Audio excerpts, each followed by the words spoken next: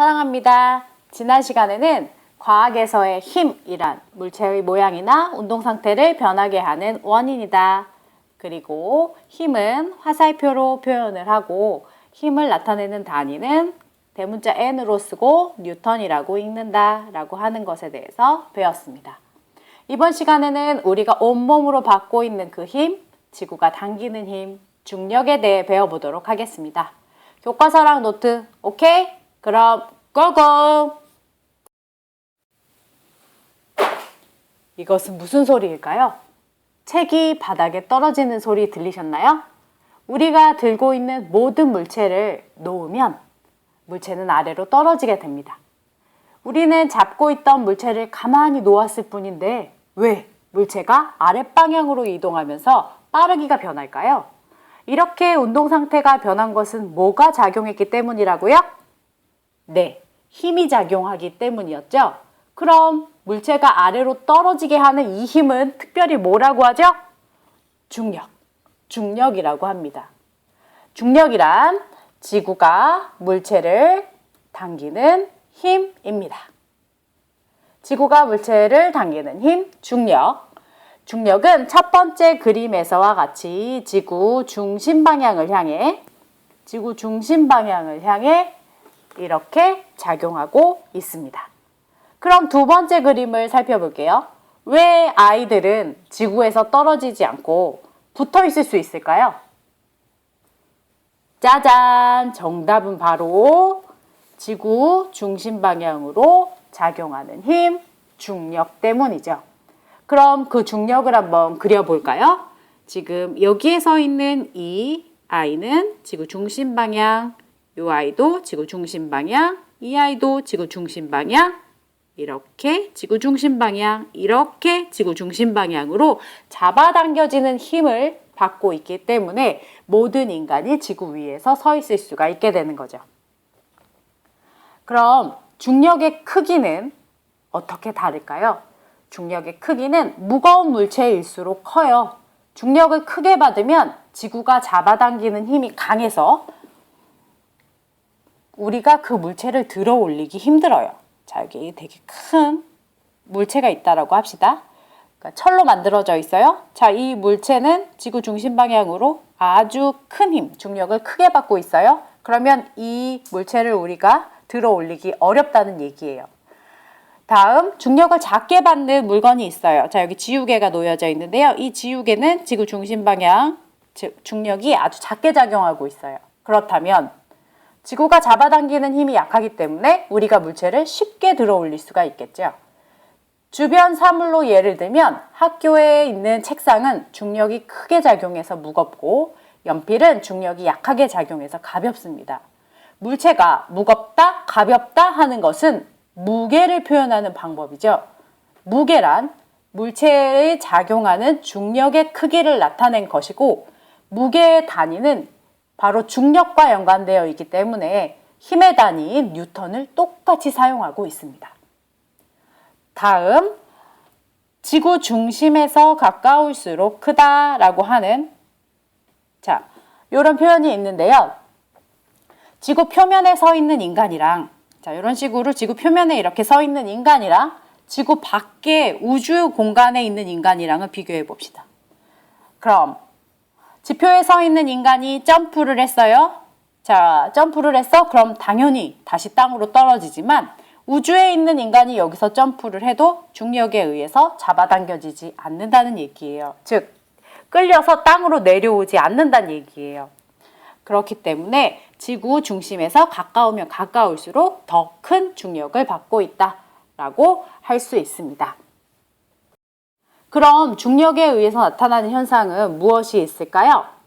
눈과 비가 아래로 내린다. 그 다음 운석이 지구로 떨어진다. 사람이 땅에 발을 딛고 서 있다. 고드름이 아래쪽으로 얼어붙는다. 수돗물이 아래로 흐른다. 이 아래로 떨어진다라고 하는 표현이 중력과 관련된 표현입니다. 좀 더 정확하게 표현하면 지구 중심 방향으로 떨어진다라고 해야 되겠죠? 그래서 우린 배운 사람들이니까 앞으로 눈이 지구 중심 방향으로 내리네. 비가 지구 중심 방향으로 내리네 라고 하면 욕을 먹을까요? 자, 그럼 다음으로 넘어갑시다. 앞에서 무게에 대해서 살짝 설명을 했는데요. 다시 한번 정리를 해보면 무게는 물체에 작용하는 중력의 크기로 단위는 힘의 단위인 뉴턴을 똑같이 사용을 합니다. 측정은 용수철 저울과 그 다음 체중계로 하고요. 이 용수철 저울과 체중계는 모두 그 안에 이런 식으로 스프링, 즉 용수철이 있습니다. 쉽게 체중계를 설명해 보면 우리가 체중계가 있으면 이 체중계 위에 올라가서 몸무게를 측정을 하게 되는데요. 우리가 만약에 중력을 받지 않는다면 체중계 위에 둥둥 떠 있겠죠. 그럼 몸무게를 잴 수가 없어요. 우리를 지구 중심 방향으로 잡아당겨주는 중력이 있기 때문에 우리가 체중계 위를 꾹 누르면서 올라가서 서 있을 수가 있고 그렇게 꾹 누르니까 몸무게가 측정되게 되는 거죠. 결국 몸무게도 중력 때문에 우리가 이렇게 그 값을 읽을 수가 있었네요. 그럼 다음 이걸 생각해 보세요.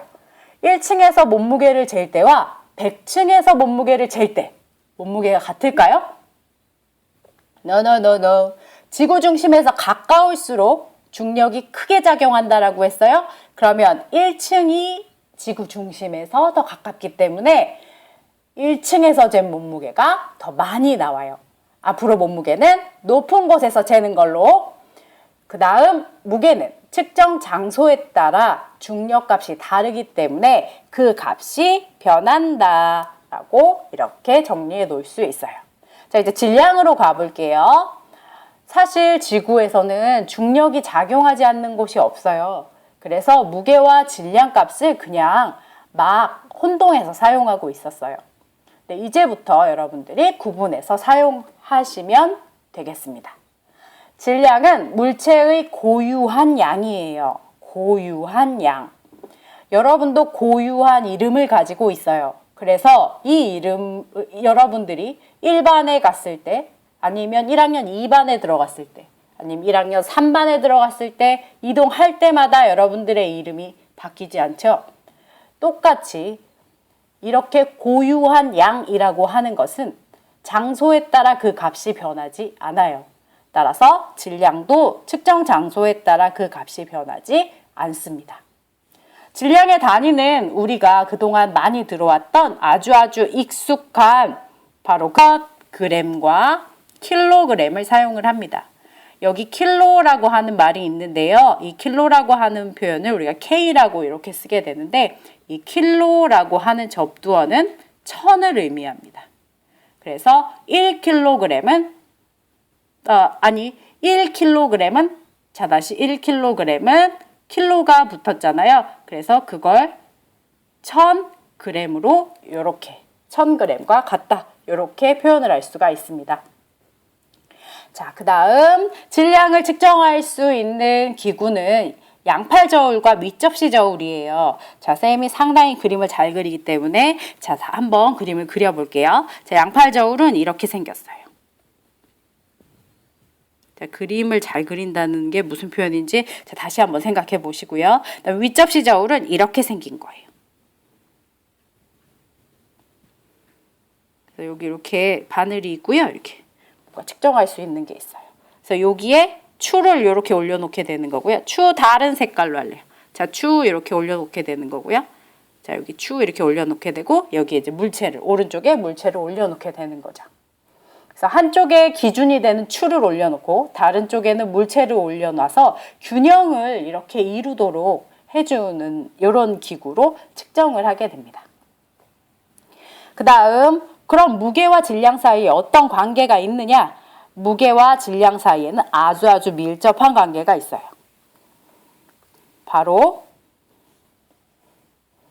무게가 중력과 관련된 값이잖아요. 그래서 중력과 관련된 이 숫자 9.8을 질량에다 곱하기만 하면 무게값으로 변신을 하게 되는 거예요. 그래서 자, 예를 들어서 1kg짜리의 질량이 있는 1kg의 질량을 갖는 물체를 지구에서는 무게 몇으로 표현을 하느냐? 이걸 어떻게 계산하냐면요. 무게라고 하는 것은 9.8 곱하기 질량 1kg 하면 2개 곱하면 9.8이라고 하는 숫자가 나오죠. 그 다음 이거 지금 구한 게 무게였잖아요. 그래서 무게의 단위인 뉴턴 이렇게 이렇게 표현을 해주시면 됩니다. 그럼 추가적인 문제 하나 더. 만약에 그럼 자 위에다 풀게요. 질량이 5kg인 물체가 있어요. 질량이 5kg인 물체가 있어요.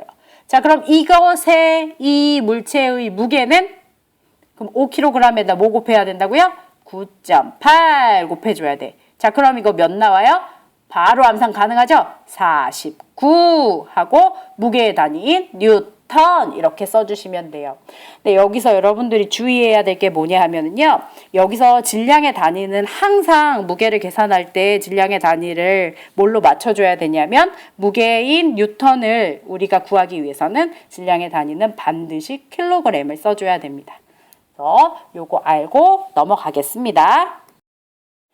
자, 요번에는 실제 우리 일상생활에서의 적용으로 가볼게요. 달의 중력은 지구 중력의 약 6분의 1이에요. 요거 중요합니다. 기억해 주세요. 그럼 무게는 물체에 작용하는 중력의 크기였죠. 지구에서 무게가 만약에 60N이에요. 지구에서 무게가 60N인 물체가 있어요.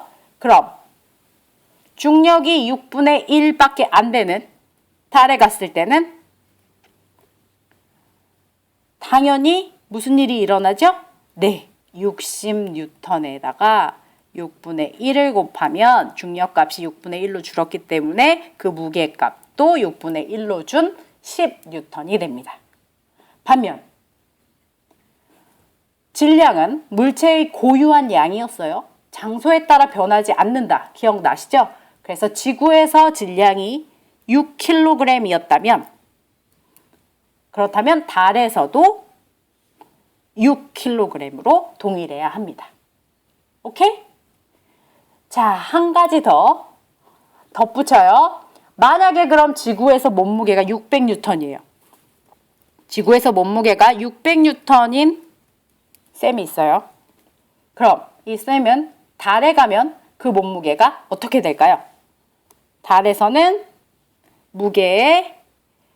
지금 이 무게에 6분의 1을 곱해서 중력이 6분의 1이니까 6분의 1 줄어든 중력을 곱해서 계산을 하면 100N이 되겠죠. 그러면 몸무게가 6분의 1로 줄었죠.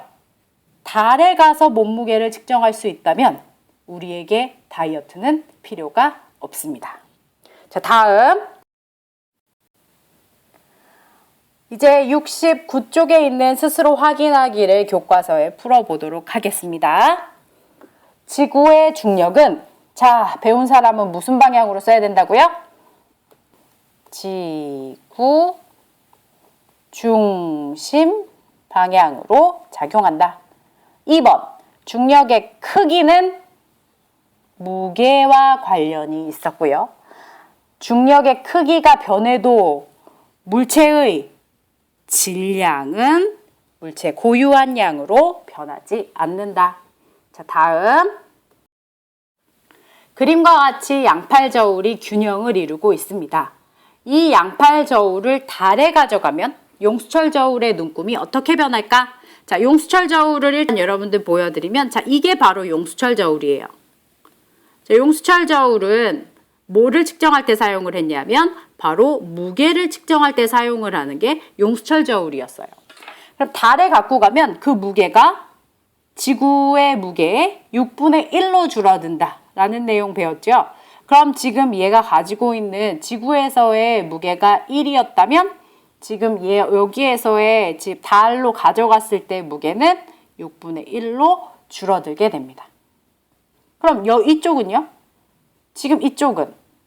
지금 여기 무게가 6분의 1로 줄었어요. 그럼 균형을 맞추려면 얘 무게도 6분의 1로 줄어야 되죠. 근데 무게라고 하는 걸 계산을 하려면 어떻게 계산해야 됐어요? 질량에다가 중력값을 계산을 해야 됐어요.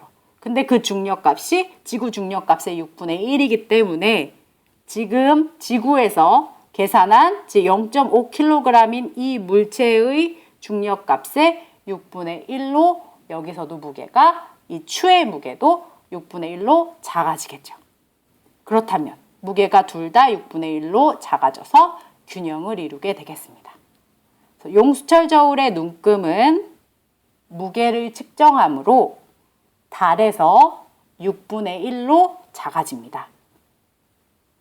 그러나 질량이 0.5kg이었던 추의 무게도 지구에서보다 6분의 1로 작아져 균형을 이루게 됩니다. 라고 하는 이런 표현 여러분들 거기다가 잘 적어 두시고요.